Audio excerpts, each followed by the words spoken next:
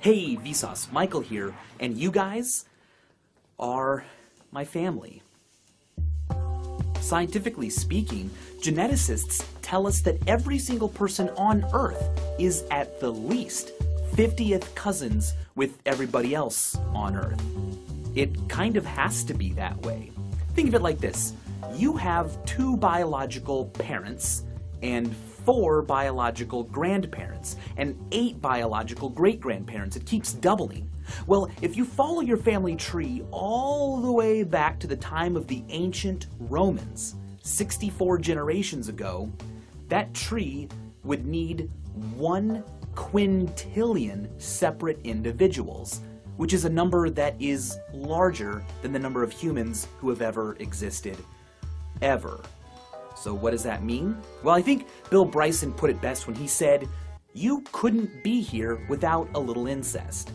Actually, quite a lot of incest. Nothing ridiculous, mind you, but if you go far enough back in your family tree, you're going to find that quite frequently, people who were distantly related had kids.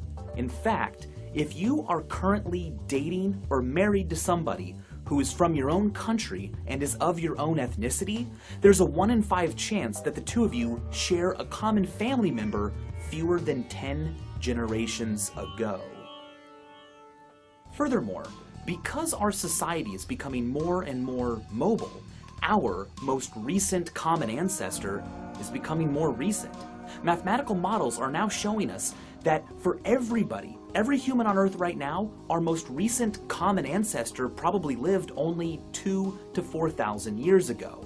A recent study, it's a great one, you should read it, found that there was a person alive as early as 300 BC who is related to every single person alive on Earth today. Their study also found that that person most likely lived in Taiwan, near a busy port city, so their descendants could quickly spread around the world. Now, all that said, you only receive half of your genetic information from your mother and half from your father. And as you go up your tree, it's quite possible that distant ancestors had literally no contribution to your genome. So, who are you?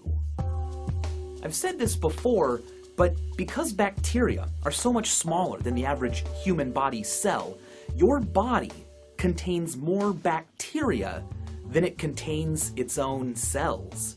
And forget about trying to remember every individual cell and bacteria in your body. They're constantly dying and being replaced. Even cells like brain cells, which seem to live for a very long time, still take in new nutrients and expel waste, meaning that within about every 5 years, every single atom that used to make up your body has been exchanged. Do you remember what you were like 5 years ago? Well, the atoms that make up your body, they sure don't. This is a little existentially scary, but it leads to a very good question. How many atoms are inside my body to begin with? How much is a billion atoms? Well, here's one way to think about this. If you were to count one number greater every second, it would take you 12 days to count to 1,000,000. But if you wanted to count to 1,000,000,000, that would take you 32 years. So 1,000,000,000 is a very large number, but not when it comes to atoms. Atoms are so inconceivably small that even if you had 1,000,000,000, say, sodium atoms, their entire weight would only be 38 femtograms. Each individual cell in your body, too small to be even seen by the eye, contains 100 times more atoms than there are stars in the Milky Way galaxy.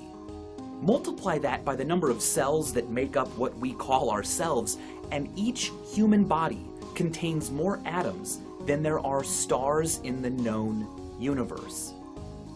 Numbers that large lead to some pretty mind-blowing truths. For instance, this one mentioned by Bill Bryson. Because our bodies contain so many atoms, and because we so vigorously recycle them, statistically speaking, about 1 billion of the atoms inside your body used to belong to Shakespeare. A billion of your atoms used to belong to Beethoven. A billion of the atoms in your body right now, as you sit and watch this, used to be inside the body of Buddha. You can also think of it this way.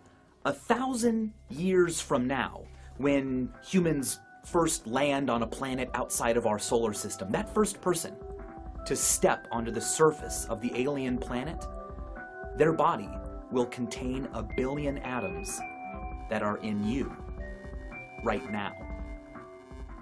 And as always, thanks for watching.